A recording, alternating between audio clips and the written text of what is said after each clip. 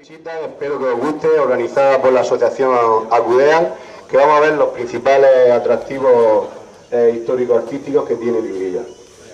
Esperemos que os guste y vamos a comenzar. Vamos a ir primeramente aquí al monumento que nos pilla cerca y explicar un poco su origen y su significado, y ya continuaremos hacia el casco antiguo.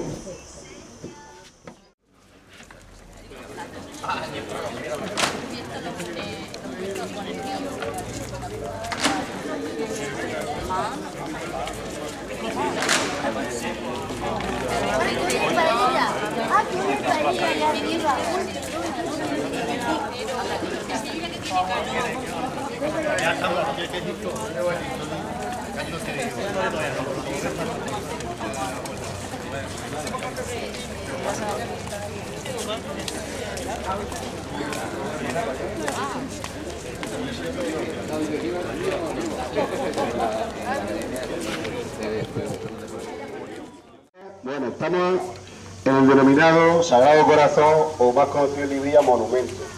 Voy a hablar un poco más despacio porque nos están acompañando unos chicos franceses y tiene que ir como si fuera una especie de guía simultáneo con ellos. Bueno, contar un poco la historia del monumento, sobre todo para enaltecer la figura de un gran cura que hubo aquí en Librilla, don Manuel Guzmán, que tuvo la excelente idea de, sobre un antiguo cementerio que ya se había quedado insalubre y que no recorría las condiciones, pensó en dignificarlo, ¿no?, creando lo que fue el monumento al Sagrado Corazón. Investigaciones que se han hecho, varios investigadores, en Librilla existían 3 ermitas. Sobre el siglo XVIII existían 3 ermitas, que eran San Agustín, San Sebastián y la Concepción. Se piensa, no se tienen los datos exactos, que aquí debió de estar la ermita de San Sebastián. Y de hecho, pues se creó el cementerio, y el cementerio era consagrado a San Sebastián. Aquí tenemos el monumento al Sagrado Corazón, que mide 2,10 metros y fue hecho por el escultor Sánchez Tapia. Y está consagrado también el corazón de María, el escudo de Murcia y, muy curioso también, el antiguo escudo que tenía Librilla, que lo podéis ver en esta cara. Aquí hasta hace poco, mucha gente joven, pequeños, conocen todavía de haber visto movimiento de restos. Se consagró y se sacó a la afuera de Librilla el nuevo cementerio, que ya se consagró hasta Bartolomé.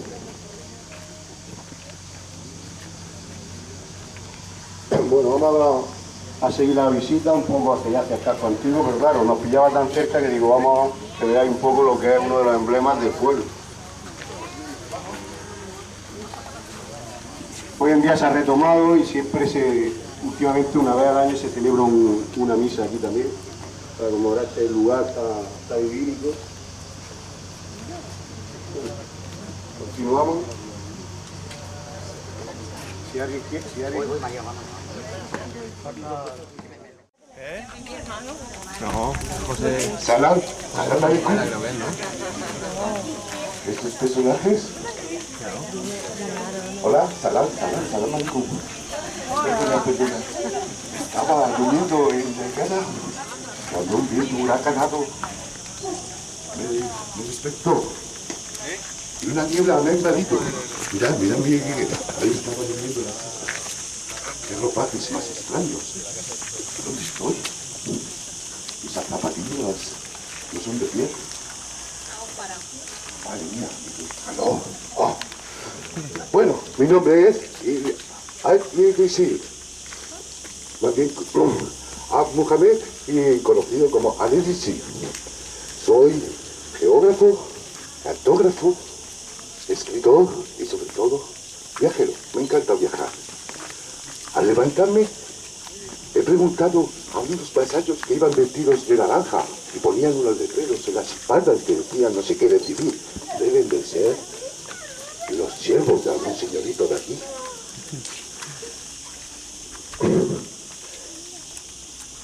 Me suena bastante. Habéis estado aquí. ¿De dónde está? He viajado 900 años. Yo, por Alá. Sí, 900 años. Nací en Ceuta, en el año 1100.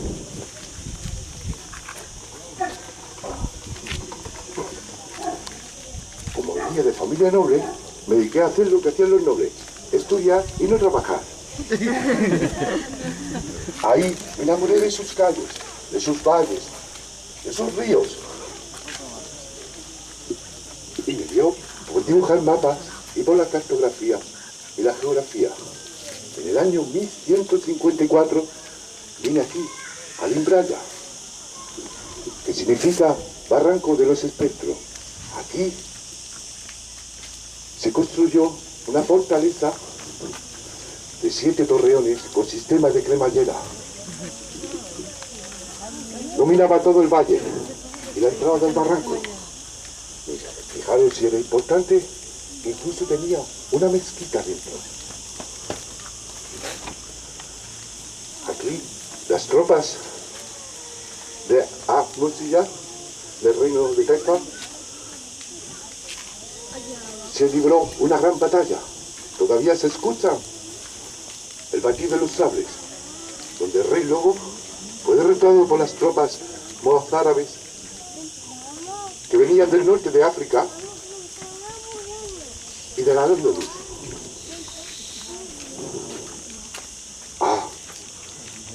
Lo que no veo es la pasarela que cruzaba el barranco de madera. ¿Y esas cosas que cuelgan? ¿De elementos extraños? Eso no lo hemos visto nosotros. Tiene que ser algo divino. Porque nosotros siempre hemos visto cosas verdes y cosas naturales. Qué extraños objetos cuelgan desde ese barranco. Bueno, así lo escribí y así lo voy a conocer en el mundo entero. Y recordar, fui el geógrafo más importante de la Edad Media, Salam Aleikum.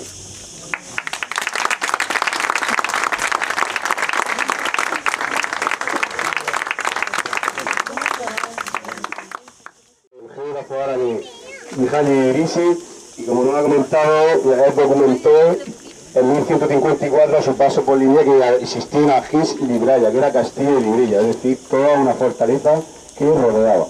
Ha mencionado también un poco una batalla que se libró muy cerca de Librilla, ¿no? 30.000 soldados del rey Lobo, que era el rey Taifa de Murcia, que luchó contra los reinos Taifa de Al-Ándalus, ¿no?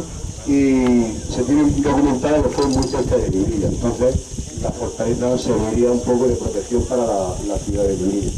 Hoy en día todavía queda el resto de un torreón.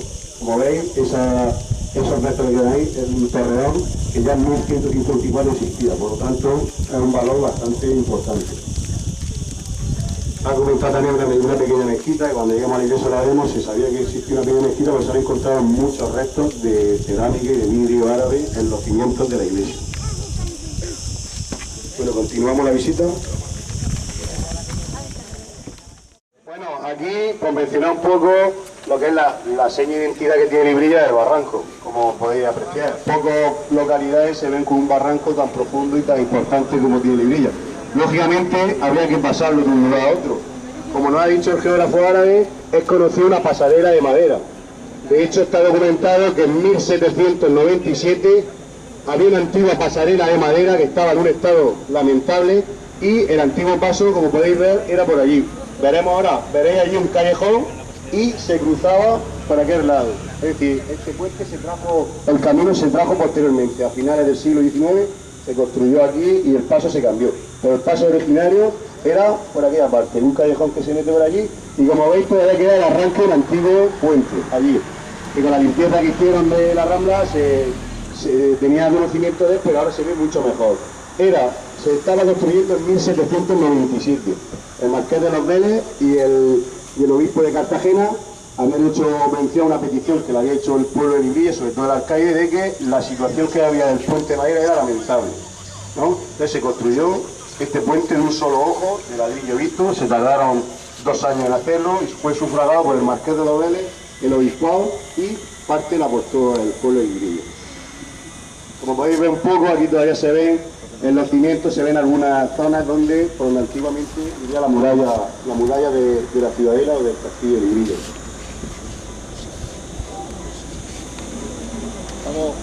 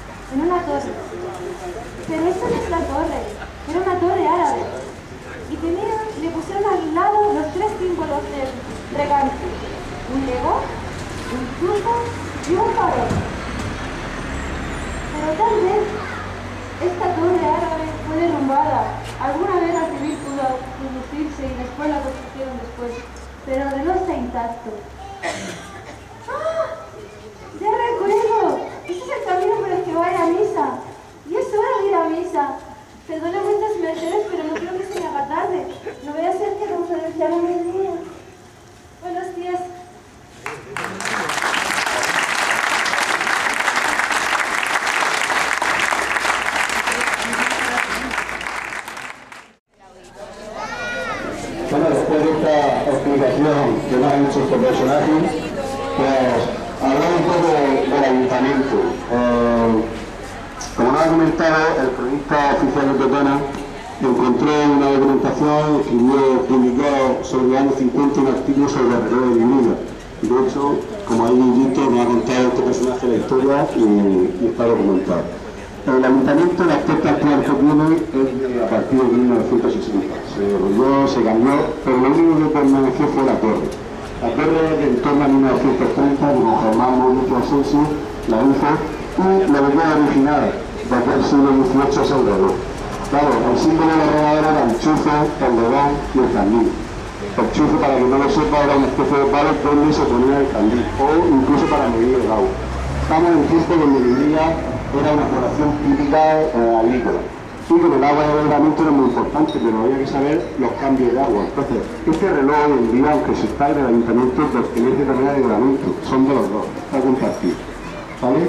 Si queréis alguna pregunta más o algo, pasamos por el típico arco que daba acceso a la iglesia, que viene a sustituir a uno más antiguo que tiene un carácter árabe. Vamos a continuar la visita por la plaza de la iglesia.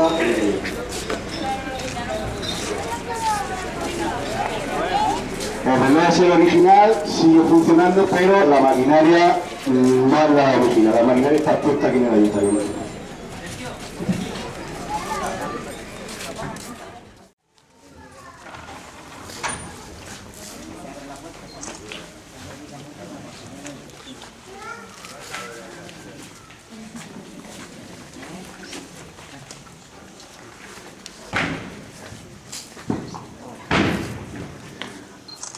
mía. Hola, buenos días. Os esperaba. Mi nombre es Jerónimo Ruiz, sacerdote de esta iglesia a finales del siglo XVIII. En mis tiempos jóvenes recorrí toda la América predicando la palabra de Dios a todos los indígenas. Fue una experiencia inolvidable. Pasé muchas penurias, muchas calamidades. ¿Qué os voy a contar? Si tuviera que elegir una anécdota, fue cuando me echaron en una olla. Empezaron a echarme tubérculos de la zona. Sentí un calentón. Me salvaron por la campana. Menos mal que, bueno... Perdona, estoy un poco nervioso.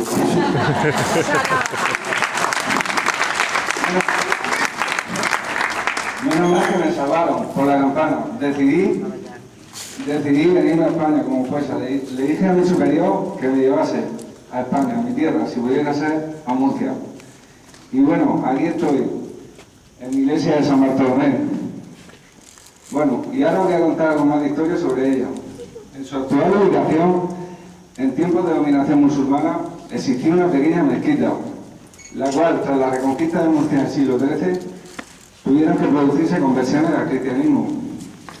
Fue en esta localidad, San Vicente Ferrer, la persona encargada de producir ciertas conversiones basadas en la penitencia. Tras su exitoso discurso al cristianismo, basado en la penitencia, la Iglesia provocó que tuviese un aumento de fieles y de seguidores, por lo que la Iglesia quedó pequeña y hubo que aumentarla. Y se inició su construcción. En 1699 su aspecto era pequeño y lamentable, por lo que en 1750 se aumenta, se intensifican las obras, aumentando, pidiendo dinero y pidiendo el dinero y el tributo que los diezmos debía dar la población. En 1785 se da por finalizada la cancela de la entrada principal. Prueba de ello es el testigo que nos encontramos aquí dentro. La iglesia es de estilo barroco, neoclásico, de cruz latina. Y bueno, es una maravilla de la región, que en su interior alberga gran riqueza de retablos y obras escultóricas. Y bueno, estoy viendo que es la hora de inicio de la misa. Ahora os dejo. Muchas gracias.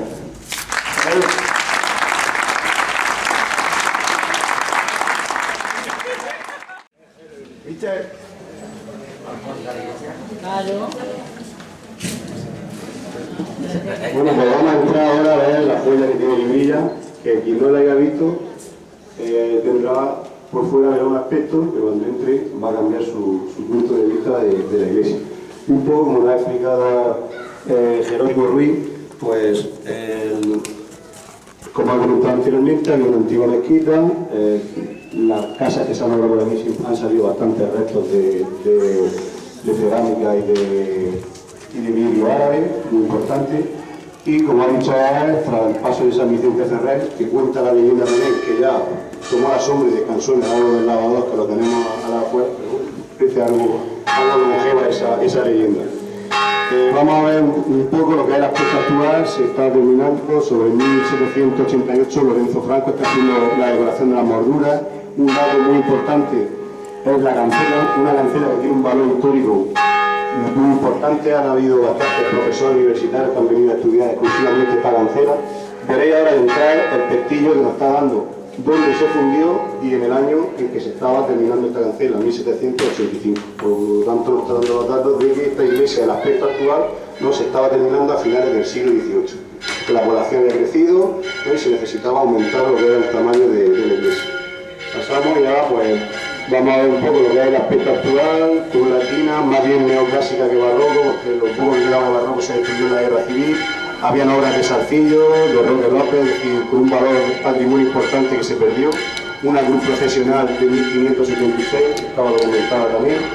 Y ahora pues tenemos obras importantes de Sánchez Lozano, de Lenguar y sobre todo la estrella de San Bartolomé, que Manolo está explicando ahí, pues ya explico ahí un poco fuera. Se viene a documentar que es un escultor sevillano, Serna, pero un investigador local pues encontró la firma, en que se tenía documentación, pues encontró la firma y cambiamos y es de un escultor sevillano de gran nombre que es Manuel Vergara Herrera.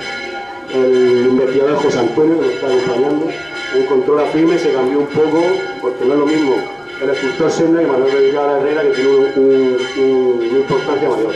Este San Bartolomé, pues la peculiaridad que tiene es que en tiempos de guerra, claro, existía el extraperlo, que era llevar productos que no pasaran ningún control, y vino metido en un camión de trigo de extraperlo, por eso se le conoce el extraperlista. Como veremos, en el pueblo existen 3 San Bartolomé. ¿Por qué? Uno está en el cementerio y 2 en la iglesia. ¿Por qué 2 en la iglesia? Porque el que hay en el retablo pesa más de 200 kilos y hay que desmontar medio retablo para poder bajarlo, y encima de todo para cargarlo es insoportable. Creo que antes, antiguamente, el castigo que se le ponía a la gente que no cumplía era que sacara a San Bartolomé en procesión. ¿Vale? Pues vamos a hacer una visita. Bueno, recordad también que la patrona es la Virgen del Rosario y no se tiene documentación de cuándo son los patronos, pero bueno, la iglesia de San Bartolomé ya en el siglo XV estaba consagrada a San Bartolomé. La Virgen del Rosario, como está muy unida a los dominicos, a San Vicente Ferrer, que son los que predican por aquí, pues también se puso como patrona. Por lo tanto, en 1785, que está hecha la cancela, debían sellar los 2 patronos, porque está la simbología de San Bartolomé, el cuchillo y la palma, y por el otro lado está la simbología de la Virgen del Rosario. Y ahora a continuación también, cuando vamos a la iglesia, vamos a entrar en una parte que muy poca gente conoce y que está recién restaurada, que es lo que se denomina el claustro, aunque no es un claustro, el patio que tiene la iglesia.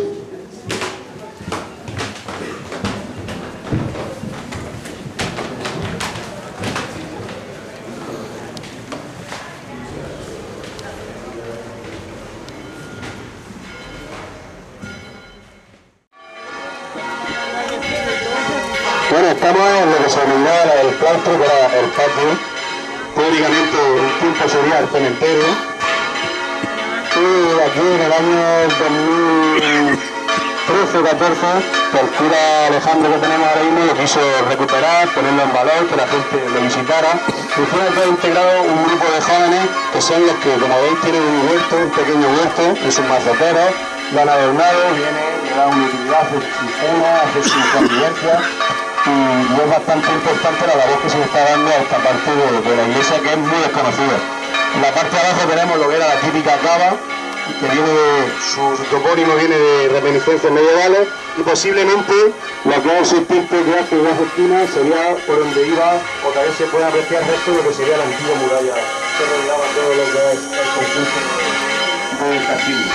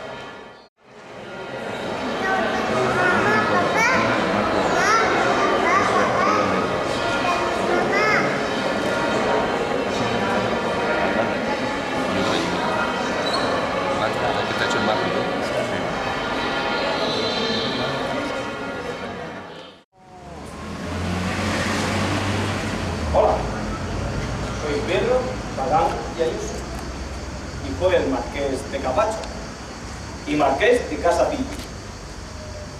Y se preguntarán ustedes, ¿qué hago vestido con el traje preferido de mi padre? He hecho tanto de menos. Era un gran hombre, gobernador de Murcia, caballero de la Orden de Carlos III, de la Orden de Santiago, senador, en fin, no sé. cuantas condecoraciones más. Esta casa la heredé de él. Es mi residencia rural. Mi familia la construyó hacia 1598. Aparte, era la casa de la hacienda agrícola que poseía mi familia aquí. Mi familia se dedicó a los negocios de las explotaciones mineras. Perteneció a la nobleza murciana. Sí.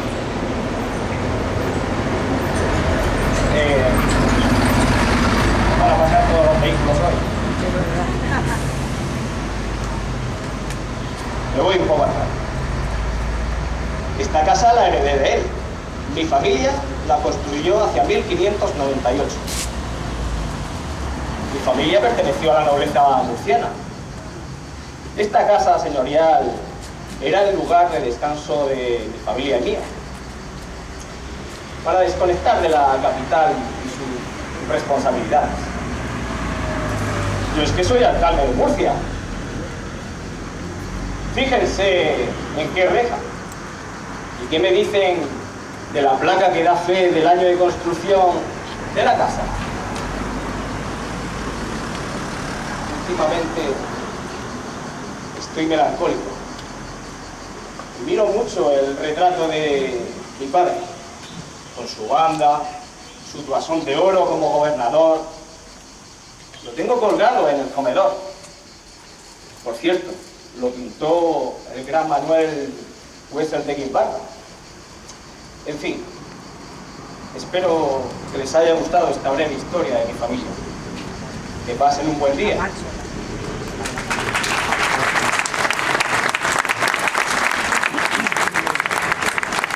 Si pasan por Murcia, por la plaza de Camacho, recuerden que lleva el nombre de mi familia.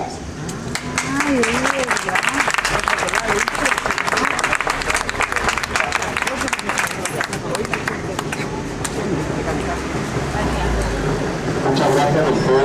Ha sido un placer. Es una pena que no se pueda visitar porque es una joya. Una joya en sí es un museo. La casa. Como ha comentado, tal fue el 1808 en la calle. Hay una larga y acerca de la fecha, ¿no? Esas fechas que ha trabajado en el vestido un poco los documentos, se nota la numeración que es el letra típico del siglo XVI. La casa era mucho más imponente porque era el doble, como podéis ver allí. La casa llegaba hasta la otra punta y era bastante imponente. La reja, hay investigadores que la han trabajado en la rejería típica del siglo XIX. Es decir, una reja original de la casa. Seguramente habría habido otra, gente que la conocía había otra, se murió. Y ve un poco cómo Librilla era importante, cómo la gente importante de Murcia pensaba en Librilla, aparte tenían muchas posesiones de tierra debido a la gran fertilidad y la productividad que tenía la tierra aquí en Librilla. Hay trozos todavía de verdad.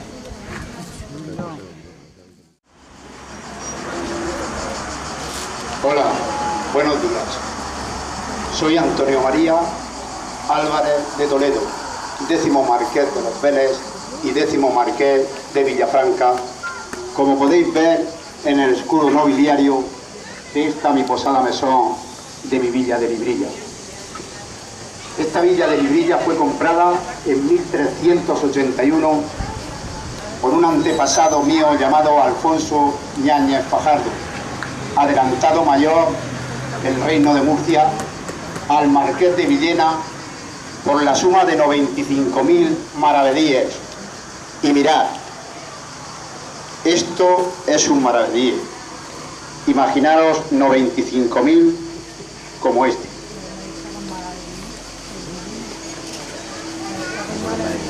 Con la moneda que se usaba. Lo que se usaba anteriormente. La moneda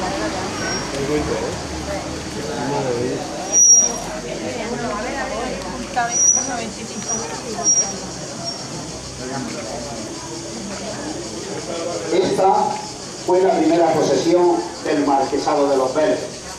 Mira el trocé que creado en el siglo XV como mayorazgo hereditario en las provincias de Almería y de Murcia. El 21 de octubre del 1769 visité mis posesiones de Librilla. Fui recibido por el alcalde mayor, sacerdote y demás autoridades con un gran recibimiento, con disparo de cohetes y morteros. Después visité mi gran hacienda a las afueras de la villa, llamada Cañada Honda, donde tenía una plantación de 6.000 oliveras, una gran casa con gran cantidad de estancias y una torre mirador para contemplar mis posesiones. Seguidamente seguí mi visita hacia la localidad y pude contemplar las obras de mi posada mesón de aquí de Librilla. Una obra exquisita, diseñada por mí, de gran magnificencia, digna de un príncipe. Esta obra estaba destinada a postas y viajeros por encontrarse en el camino principal de las vías de Andalucía y Murcia.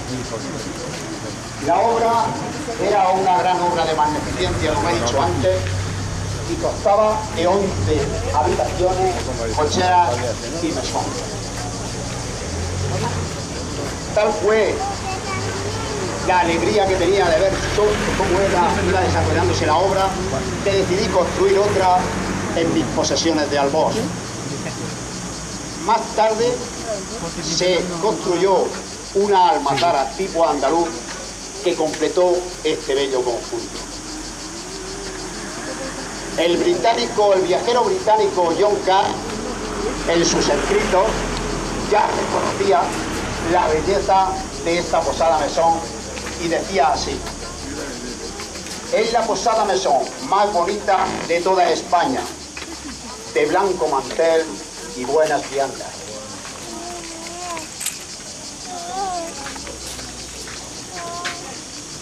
Una obra majestuosa. La construcción de esta posada mesón aquí en la villa de Librilla trajo muy buenos dineros al pueblo, puesto que se crearon mercados públicos a su alrededor para abastecer a todos los viajeros que llegaban. También tenía yo en la villa 2 hornos de leña, una almazara llamada El Tremuro y una gran casa principal.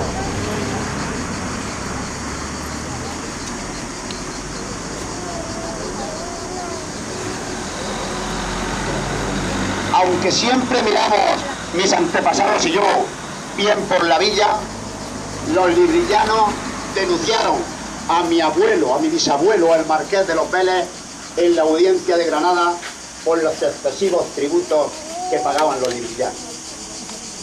Vamos, imposible.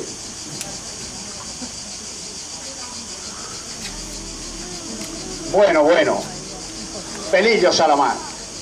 Debo reconocer que cuando visitaba esta tierra siempre me gustaba comer en esta fonda. ¿Por qué? Pues porque no en vano se servía la mejor comida del mundo. Y esas mozas que las servían, qué lozanas. Bueno, en fin.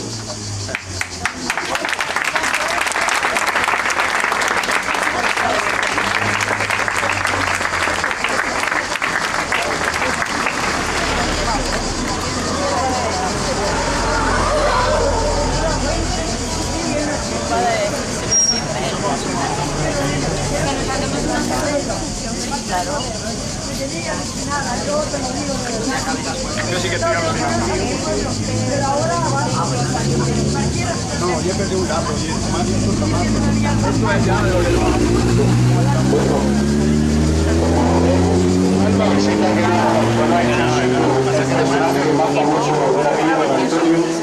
ha sido genial, espectacular. Y no se quedaba corto, la gran magnificencia riqueza que tiene la posada, porque después de tantos años todavía conserva, aunque está en un aspecto bastante deteriorado, todavía conserva, gracias a la calidad que tenía la construcción, todavía se conserva riqueza. Esperemos que en años venideros se pueda adquirir y se utilice para fines culturales, que sería ya lo ideal, que es el emblema del pueblo. Ya que estamos aquí y nos pilla la gran mansión Méndez, Villa Rosalía, pues vamos a hablar brevemente un poco de ella. Porque claro, mucha gente sí la conoce, pero otros no la conocen, porque cada vez que pasa se quedan maravillados. Históricamente tiene poco valor porque, como se pueden ver en la exposición, hay imágenes de 1920 cuando se estaba construyendo. Es decir, que relativamente estamos hablando de 1769 cuando viene el marqués y se está construyendo su posada, ¿no? Y más de 200 años después se está haciendo la mansión Méndez. Por lo tanto, vemos como históricamente el valor lo tiene la posada. Pero, ¿qué interés tiene? La belleza que tiene. Era de un artista, era una familia que cultivaba las artes y tenía bastante conocimiento de lo que se estaba haciendo en la zona colonial de cuando eran las posesiones americanas españolas, Cuba, Filipinas, Puerto Rico. Y por lo tanto este aspecto colonial le gustaba mucho. Y lo plasmó en esta gran mansión. Como antiguamente se podía ver, tenía un atrio de columnas con balustradas, utilizó muy bien los juegos, movimientos de las fachadas con las luces, como son las ondulaciones de la balustrada que tiene, utilizó también, conociendo la obra de Gaudí, la azulejería, como se pueden ver en las ventanas. Dentro, en tiempo, era muy importante, su escalera, pintura, es decir, era un emblema que ha sido una pena que se deteriore como tiene. Pero claro, el material que tiene no es el mismo de aquí. Aquí tenemos piedra y ladrillo y ahí son yesos. Otro edificio, aunque no se le da tanto valor, era de la familia Chico de Guzmán, de la familia Chico de Guzmán, que es una familia nobiliaria con gran solar aquí en Murcia, sobre todo tiene gran cantidad de palacios en la zona de Tejín, y aquí se hicieron su palacete urbano, o su palacete rural, que diga, ¿no? Aquí vemos las construcciones típicas de las casas, como hemos dicho, alquería, primera planta, segunda planta y tercera planta como cámara. Y muy importante, la belleza que tenía la huerta aquí, ¿no? Para divisarla se hacía su torre mirador. Lo vemos aquí, lo vemos en la hacienda de la Caña Honda, lo vemos un poco más abajo en la que se ha utilizado como si fuera una torre árabe, que es neoárabe, los robles, enfrente también la casa de los herederos de Roldán, es decir, su torre mirador para divisar la huerta. Y ahora estamos esperando. Nos vamos a ir al lavador, vamos a explicar un poquito lo que es el lavador, la importancia que tenía el árbol y esperemos contar con otro personaje importante que nos va a deleitar ahí unas palabras.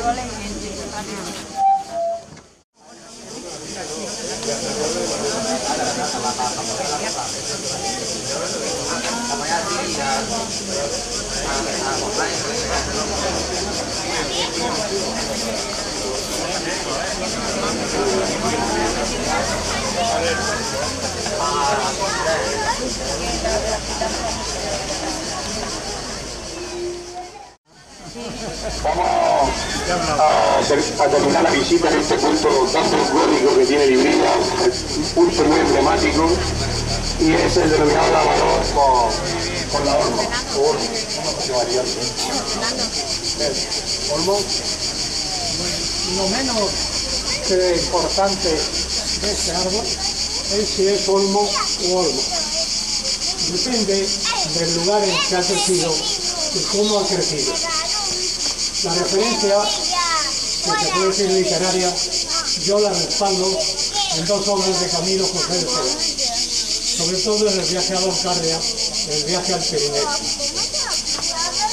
Cuando yo pensé en llamarle a olma, algo ya había dicho, y es que los olmos, que son famosos sobre todo por el olmo al que dedica Antonio Machado una de sus más preciosas poesías, y que tiene en su tronco puesto una estela de hierro con los versos de Antonio Machado. Cuando los olmos crecen hacia arriba, como ustedes saben, casi en forma copuda. Para cuando el olmo se va haciendo viejo, unos continúan tal como empezaron a crecer, pero otros empezaron a abrir las ramas abiertas, y eso le daba la sensación de cierta maternidad, de acoger a la gente. En esos pueblos que ha recorrido Camilo José de Cela le llaman olma, y a los otros siguen llamando olma.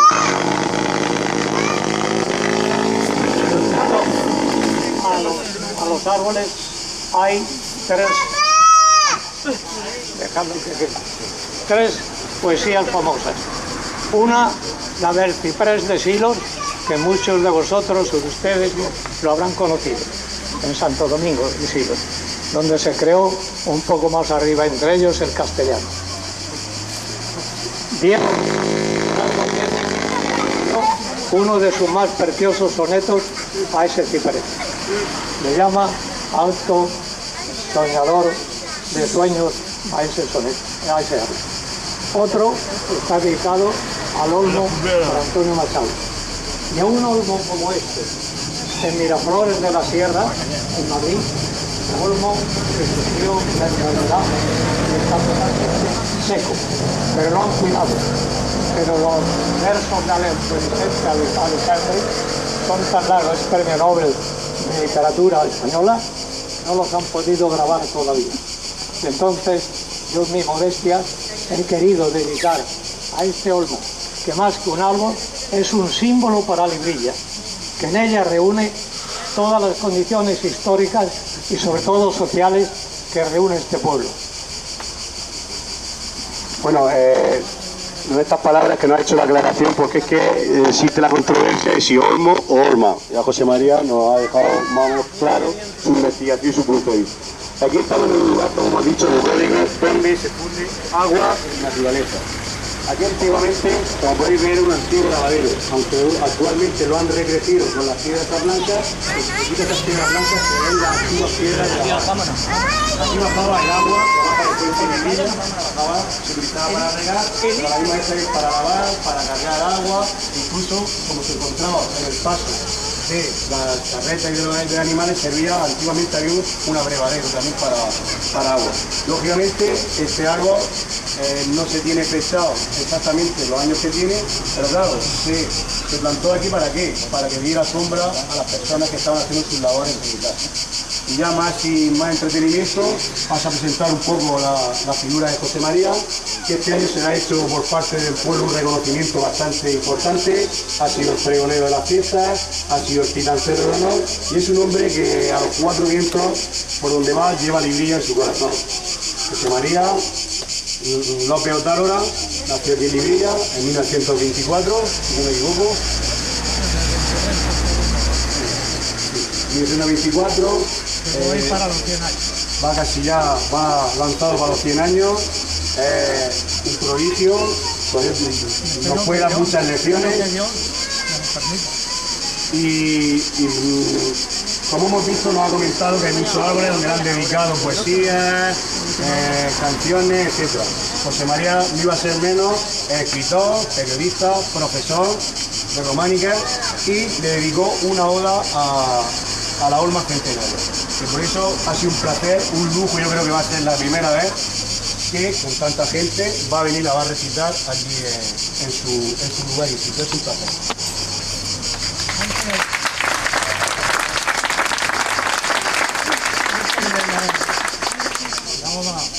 A la olma, quiero leeros y presentaros esto. Esta tarjeta está en Estados Unidos, en Nueva York, está en Londres, está compañeros míos universitarios que han estado allí de profesor. Está repartida en Madrid, casi por todos mis compañeros, y es una nota histórica antes de leer la oda a la olma. Espléndida, no he puesto la gama.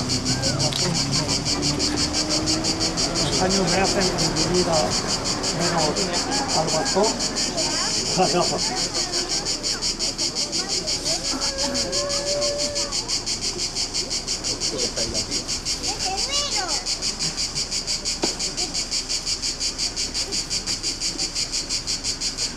Tampoco la mano me responde mucho. Espléndida y esbelta olma que con su más de 200 años se alza al pie de un antiguo lavadero, remanso para el agua, tesoro cristalino, huido de entre los generosos azares. Su sombra cae sobre el muro de un blasonado mesón en ruinas, fundado en 1780 por la histórica dinastía de los Alba. Árbol que, además de ser testigo de agitadas páginas del pasado, es acuartelado tótem de su pueblo, Librilla. Durante la Edad Media, la villa de Librilla, a causa de su enclave, camino de Granada, fue codiciada por musulmanes y cristianos ennoblecidos, de los Manueles y los Fajardos. No faltó en su haber ni el legendario castillo, ni el más importante dato de su primera existencia. Mediado el siglo XII, el cronista árabe Mohamed al-Edrisi, en su geografía de España, cita Librilla como paso obligado a la ciudad de Almería. El reciente estudio da su nombre en origen latino, Librilla, procedente de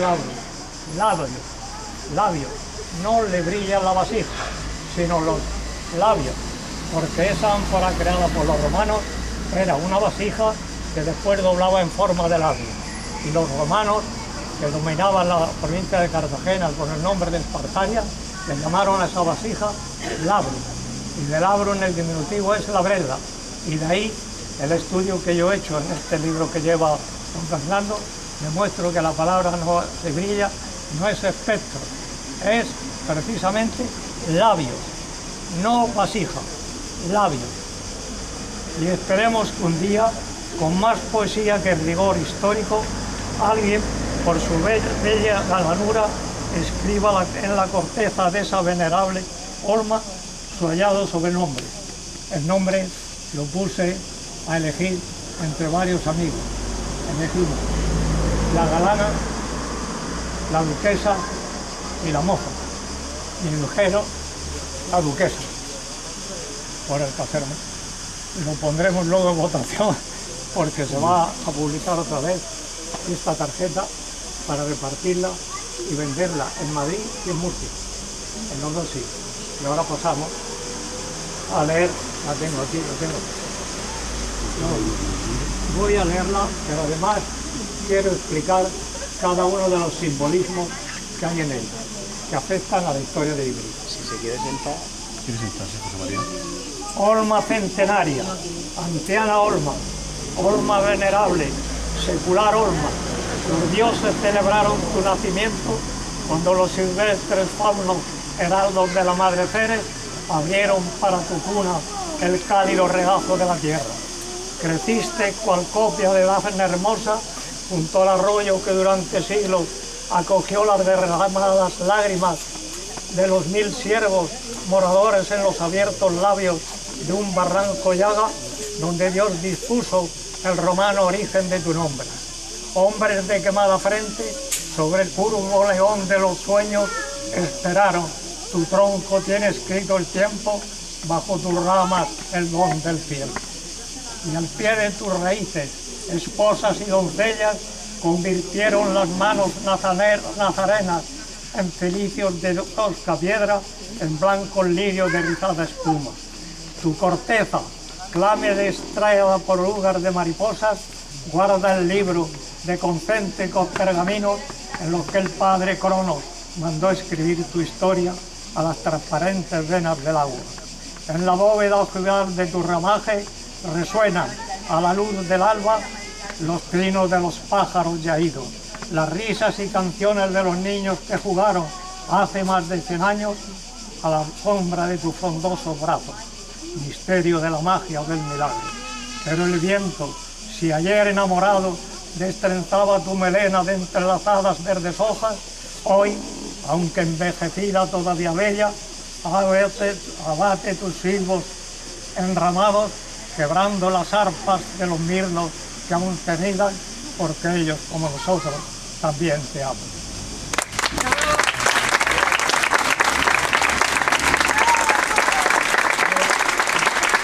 Voy a aclarar algo de estas metáforas que hay.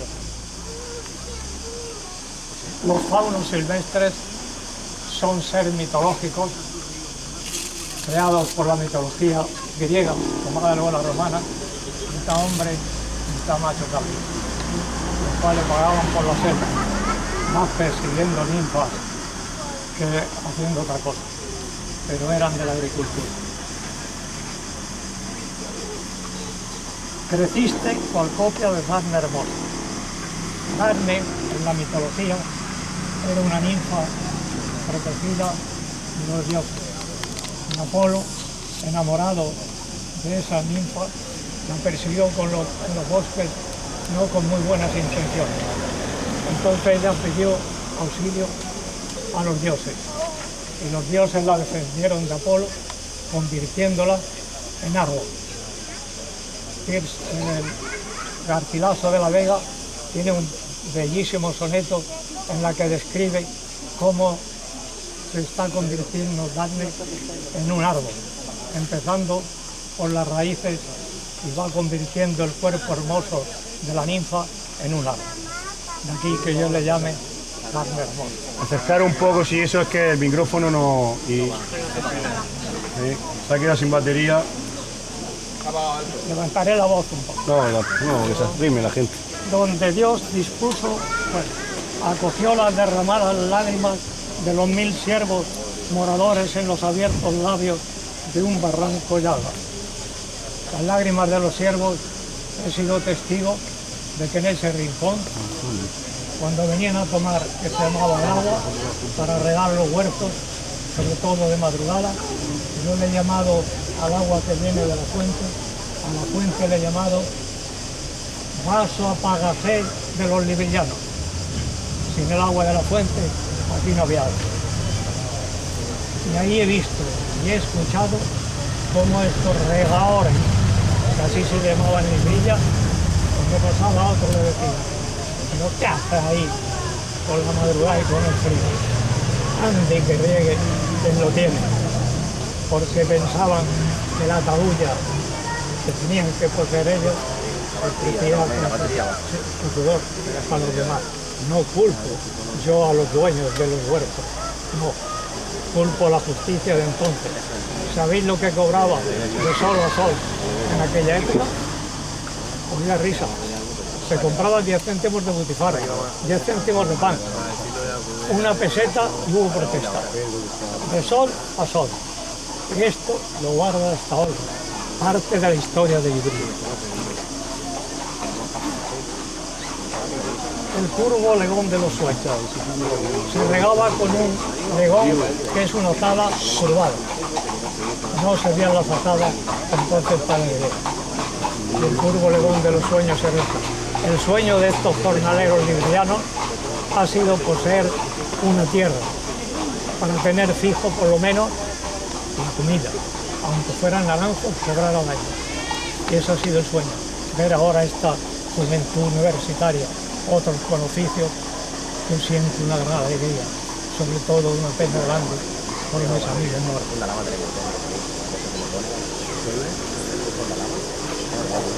Al pie de tus raíces, esposas y doncellas convirtieron las manos nazarenas en limpio de toda esta piedra en blanco lirio de rizadas.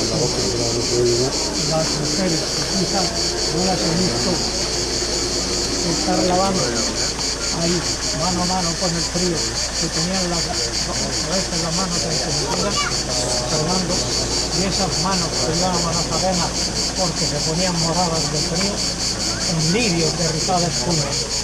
Ese es el trabajo de aquellas mujeres, de aquellas doncellas, aquellas mozas, hoy están las lavadoras que funcionan por máquina. Entonces, incluso allí se hizo un rincón, y me afecta por parienta, que se llamó el rincón de Cecilia, de mis parientas ricas, porque se sacó esto para que lavara la ropa. Pues eso lo dedico a las mujeres librianas, a vuestras abuelas y vuestras bisabuelas, que venían aquí a lavar la ropa. Y esas manos a mí me llaman la atención, de estar ahí casi moradas, y que esas plumas eran para mí blancos lirios de rizada espuma, como un homenaje para vosotros.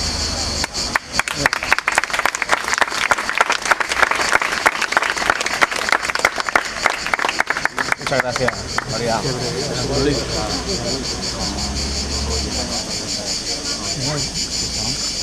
Ya, ¿no? Descanse, ya. María, ya. Bueno, Esto es un lujo que poca gente ha podido tenerlo. Y nada, darle desde la Asociación Acuñar las gracias a José María porque colabora con nosotros en todo lo que hace falta y hoy le hemos pedido si podía venir y haciendo un gran esfuerzo porque tiene ya su año y le cuesta su trabajo, pero ha hecho el esfuerzo para estar aquí con nosotros y es de agradecer. Muchas gracias.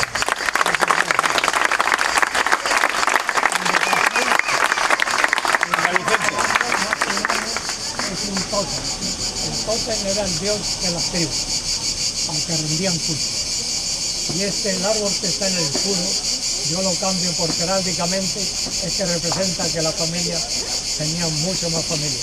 Para mí, no. Para mí es un tótem representativo del libro, de su historia. Muy bien, muchas gracias.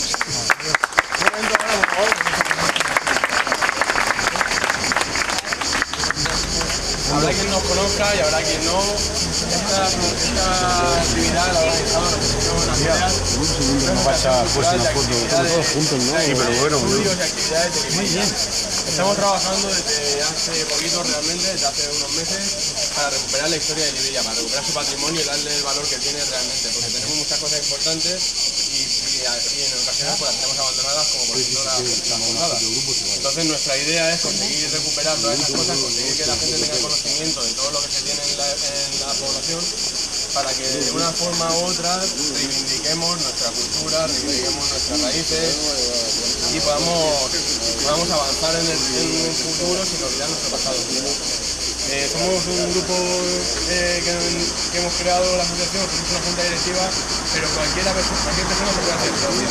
Cobramos una cuota anual de 15 euros al año, de 15 euros al año, y es con eso con lo que intentamos sufragar las actividades que hacemos, por ejemplo la exposición que hemos preparado, las fotocopias que hay que coger, las estanterías que hemos comprado, todo eso lo sufragamos a través de la asociación, de las cuotas que pagan los socios. Tenemos nuestra propia sede, ya gracias a que nos han dado un local, que está en el antiguo cuartel de la Guardia Civil. Allí podéis venir cuando queráis, ahí tenéis los sitios, si queréis aportar cosas de cultura, si queréis aportar cosas de Libia, de nuestra historia, de lo que sea, sois bien recibidos, todos los socios que queráis hacer los socios, os agradecemos que participéis también. Estamos abiertos a todos, esto no es un grupo cerrado para nada, cualquier persona se puede meter, cualquier persona puede participar. Esperamos que de verdad lo hagáis y nada, que sigamos haciendo muchas cosas más. Damos las gracias a Fernando, nuestro cronista oficial, que además presidente de la asociación, nos ha enseñado muchas cosas de Libia y muchas más cosas que tiene que enseñarnos en próximas actividades. Y le damos las gracias, un fuerte aplauso y nos despedimos ya.